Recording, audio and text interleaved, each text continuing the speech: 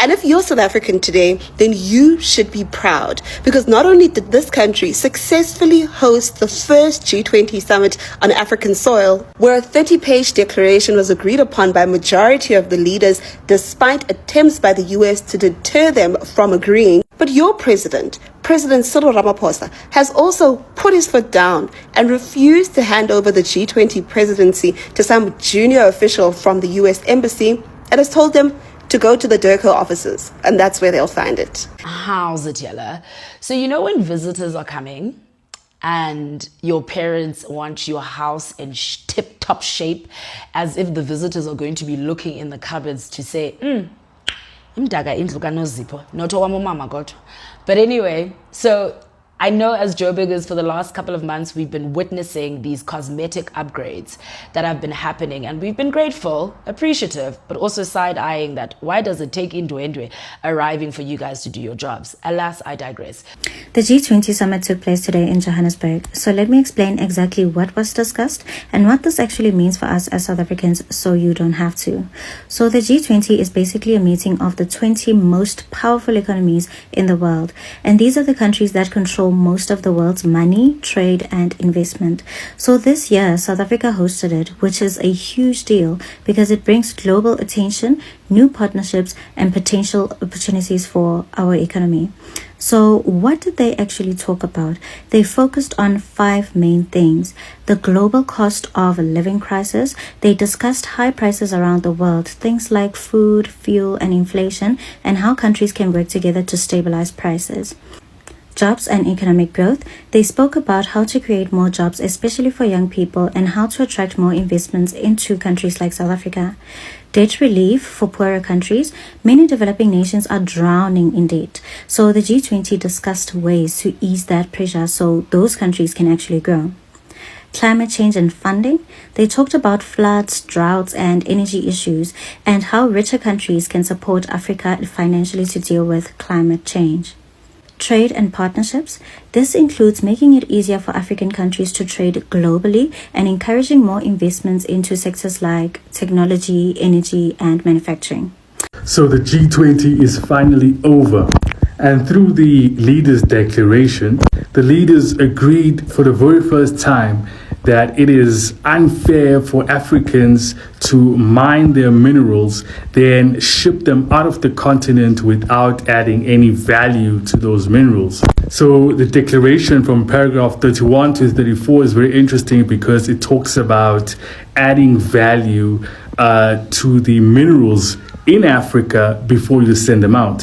Currently, we've been shipping out this and then buying it back as this. And the biggest victory from this weekend is that we are slowly moving away from that nonsense. Credit where credit is due. This is the DG of DIRCO who negotiated this in real time and made it happen. And of course, the presidency and the Minister of International Relations. I think the guys did incredibly well.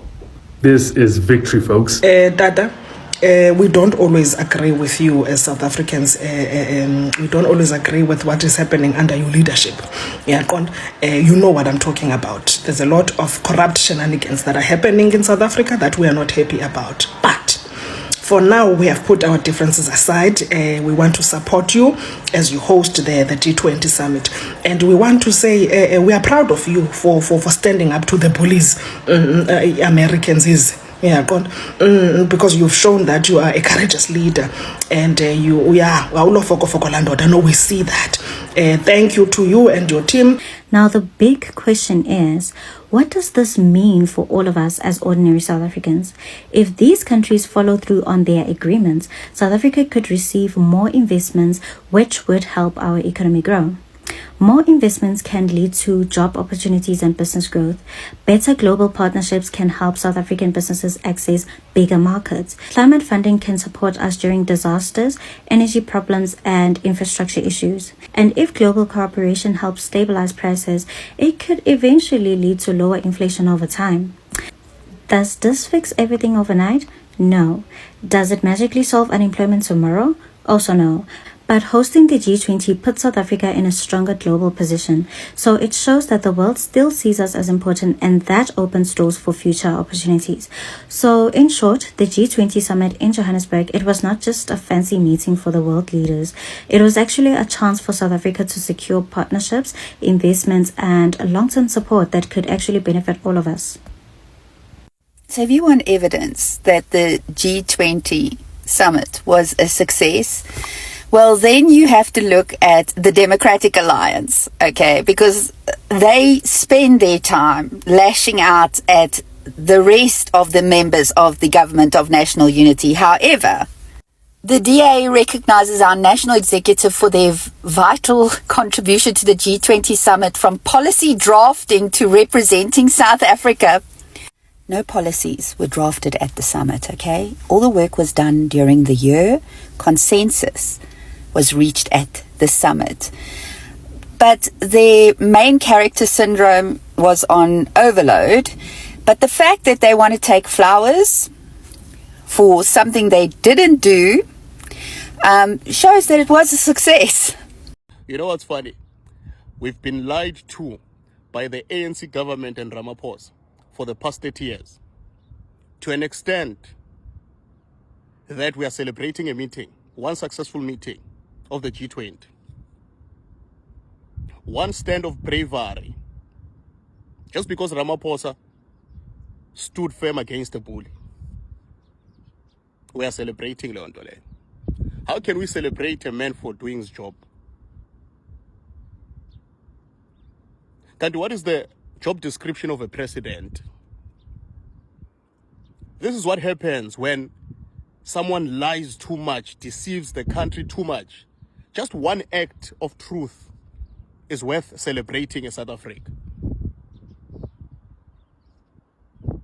What about the pala US dollars? Are you forgetting? Ramaphosa sold South Africa even before 1994. And shame, you know, I'm starting to believe Guti Tata really didn't know anything. He was just a skeleton, shame. As much as we condemn loudly, we speak bad about them loudly, we must commend them loudly. We must speak good about them loudly now. I'm referring to the presidency, the presidency of Cyril Ramaphosa, ANC. They've done very well regarding this G20 summit. Him together with the collective, they've done a great job.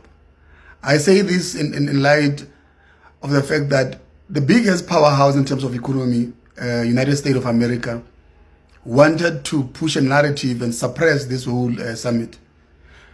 President Cyril Ramaphosa together with the ANC, as much as we can have our own differences in South Africa, we must applaud them. We must commend Cyril Ramaphosa.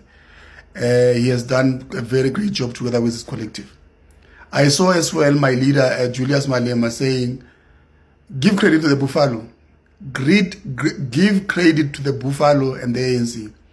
No matter what, they've ran a good show. They have done a great job in terms of this G20 summit. The pain definitely went to the White House. The pain went to the white people. The pain went to the White House and Donald Trump in America, because we held it down nicely. We've held a very peaceful and a very progressive G20. To top it up, if you're looking at our theme, diversity, equality, and sustainability, that's beautiful.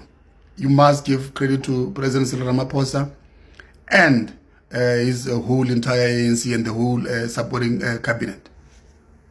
Now that the G20 summit was a success and our visitors are about to leave, it's time to talk about Operation Dudula, amongst other protesters. But Operation Dudula. Now this is that moment when the visitors are leaving, where your mother gives you a look and you know that it means this.